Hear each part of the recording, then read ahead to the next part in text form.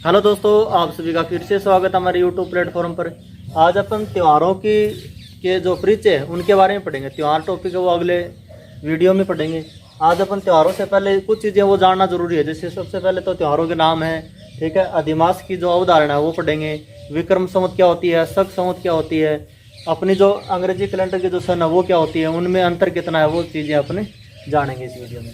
तो सबसे पहले अपने जैसे अपनी वाली सन है वो 2023 की चल रही है। 2023 यानी ईसा मसीह का जन्म हुआ था 1 ईस्वी को, तब से लेकर यानी ईसा मसीह के जन्म को अब तक 2023 साल हो चुकी हैं, ठीक है। उसके बाद में अपन देखेंगे विक्रम संवत क्या है। विक्रम संवत है ये 57 ईस्वी पहले स्टार्ट हुई थी। 57 ईस्वी पहले स्टार्ट हुई थी, यानी ईसा का जन्म हुआ था उससे पहले कोई विक्रमादित्य राजा था। कौन सा राजा था ये तो पता नहीं, ठीक है। इनका उल्लेख भी नहीं आता ज़्यादा, लेकिन 57 साल पहले स्टार्ट हुई। इसलिए अगर आज के दिन अपन ये देखना चाहें कि विक्रम संवत कौन सी चल रही है तो प्लस वो 57 करना होगा।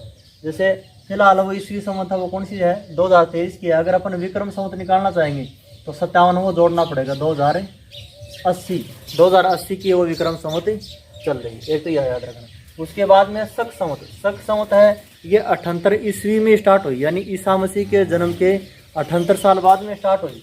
और किसने स्टार्ट की, कुषाण राजा था कनिष्क, उसके द्वारा ये स्टार्ट की गई। तो अगर अपन शक संवत अगर निकालना चाहें तो जैसे वर्तमान में ईस्वी संवत और 2023 की शक संवत निकालेंगे तो 78 वो माइनस करना होगा।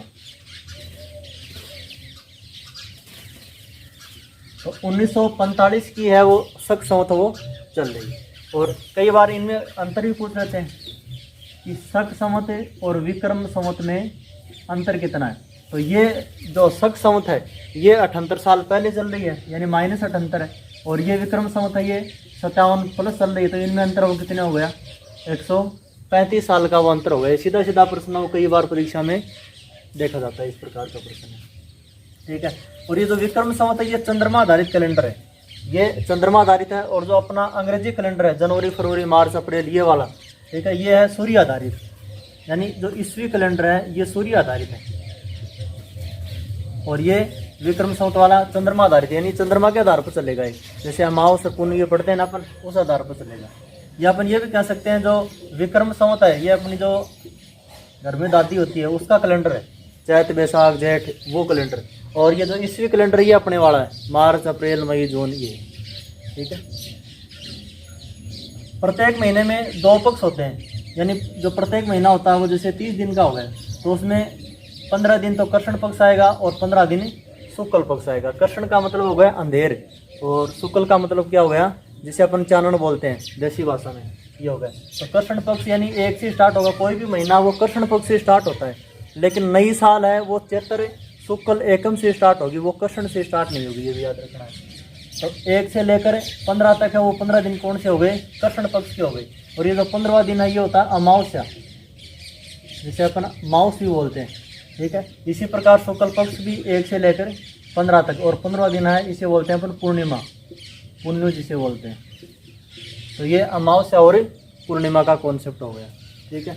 ये है ये महीनों के नाम है, चैत्र वैशाख जेठ साढ़ सावन भाद्रपद आश्विन कार्तिक मार्गशीर्ष पौष माघ और फाल्गुन। अपन को ये एकदम सीधी देसी भाषा के मायने याद रखना है। चैत वैशाख जेठ साढ़ सावन भादो आसोज कार्तिक मगशीर पौष माह फागण, ऐसा हिसाब यो याद रखना। यानी चैत्र के चक्राम को नोट जोड़ा है, चैत्र नहीं चैत, जिस प्रकार से अपना देसी भाषा में बोलते हैं चैत वैशाख जेठ, उस हिसाब से इनको याद करना है। साल की शुरुआत वो चैत्र से होगी और जो अंतिम महीना होगा होली वाला दिन वो फाल्गुन में होगा, वो साल का अंतिम दिन होता है, ये याद रखना है, ठीक है। त्योहारों की जो शुरुआत होगी वो तीज से होगी, ठीक है। और लास्ट में एंड है वो गणगौरों पे जाके होगा, यानी तीज त्यौहार बावड़ी लेडूबी गणगौर, वो जो कहावत अपन पढ़ते हैं वही चीज़ें अपने त्योहारों में देखने वाले हैं। उसके बाद में अधिमास की अवधारणा क्या, यानी अधिमास जैसे अब की बार है वो सावन 2 है, तो सावन 2 क्यों आए अब की बार, कभी जेठ हैं वो 2 आते हैं। तो इस प्रकार की चीज़ें देखेंगे अपन। एक तो ये जो चंद्रमा आधारित जो कैलेंडर होता है इसमें हर महीने में 29.5 दिन होते हैं, 29 सही 1/2 दिन होते हैं, 29.5 दिन होते हैं। और अपना जो ईस्वी वाला कैलेंडर होता है उसमें 30 दिन होते हैं, उसमें लगभग 30 दिन होते हैं। या फिर अपन ये भी याद रख सकते हैं जैसे इसमें साल में वो 365 दिन हो गए, 1/4 है, लेकिन अपन को एक बार सीधा याद रखते हैं अब ये 29.5 दिन है वो 1 महीने में होते हैं, तो इस प्रकार ये 12 महीने हो गए। अब 12 गुणा 29.5 जब अपन करेंगे तो लगभग 354 आएगा, यानी इन दोनों का अंतर वो 10 दिन का हो गया। ईस्वी सन का और विक्रम संवत का जो अंतर है वो 10 दिन का हो गया। अब एक साल में अंतर ये 10 दिन का है, दूसरी साल में 20 दिन का होगा, तीसरी साल में 30 दिन का होगा, यानी हर 3 साल बाद में है ना 1 महीना वो नया बन जाता है। तो इसलिए हर 3 साल बाद है वो कभी 2 सावन आ गए, कभी 2 भादो आ गए, इस प्रकार की चीज़ें वो अपने सीखते हैं। ये नहीं कि महीने वो पड़े पड़े कोई लंबे हो गए, ऐसी चीज़ें नहीं है।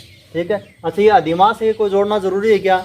ये जोड़ना ज़रूरी है। अगर अपन इसको नहीं जोड़ेंगे तो क्या होगा, जैसे इसको अपन नहीं जोड़ेंगे तो जो अपने त्यौहार है वो आगे खिसक जाएंगे। जैसे अपन देखते हैं कि दिवाली है वो लगभग अक्टूबर में आती है, ठीक है, और अगर इस प्रकार का फिर अपन देखते हैं कि दूसरी साल वो और आगे खिसकती है, तीसरी साल नवंबर तक जाती है, फिर वापस वहीं आ जाती है। यानी अगर अधिमास टाइप की चीज़ अगर नहीं करेंगे अपन तो जो दिवाली अक्टूबर में आती है ये दिवाली धीरे धीरे खिसक के जनवरी फरवरी तक, यानी सकरात जहाँ अपन सकरात मनाते हैं वहाँ पर अपन को दिवाली है वो मनानी पड़ सकती है। इसलिए अपने जो बड़े बुजुर्ग थे उन्होंने इस प्रकार का कॉन्सेप्ट है वो बनाया अधिमास का। तो आज के वीडियो में अपने एक नॉर्मल सी जानकारी जो त्योहारों के लिए जानना जरूरी है। त्यौहार जब तक नहीं आएंगे तब तक अपन जैसे लोक देवता पढ़े उसमें भी त्यौहार कई बार काम में आए, ठीक है। कल लोक देवी का जो वीडियो डाला उसमें भी कहीं चैत्र कृष्ण अष्टमी आ रहा था जब शीतलाष्टमी पड़ी तब। अब अगर जब ये नहीं पता कि क्या कृष्ण होता है, क्या अष्टमी होती है, क्या चैत्र होता है, तब तक अपन को ये चीज़ समझ में आने वाली नहीं है, ठीक है। तो ये हिसाब से तो टॉपिक को सबसे पहले यही पढ़ना चाहिए था, चाहे त्यौहार, यानी त्यौहार से ही वो लगभग सारी चीज़ों की शुरुआत होती है। लेकिन आप पढ़ लेंगे, देर आए दुरुस्त आए, ठीक है। तो आप अपने साथियों को भी एक तो चैनल के माध्यम से जोड़ें, ये जो लिंक है ये ग्रुपों में शेयर करें, जो भी आपके पास एजुकेशनल ग्रुप है। अकेले अकेले पढ़ने से कुछ नहीं होगा, ठीक है। और इनकी PDF वो धीरे धीरे अपने चैनल के ऊपर डालते रहेंगे। आप सभी का बहुत बहुत धन्यवाद।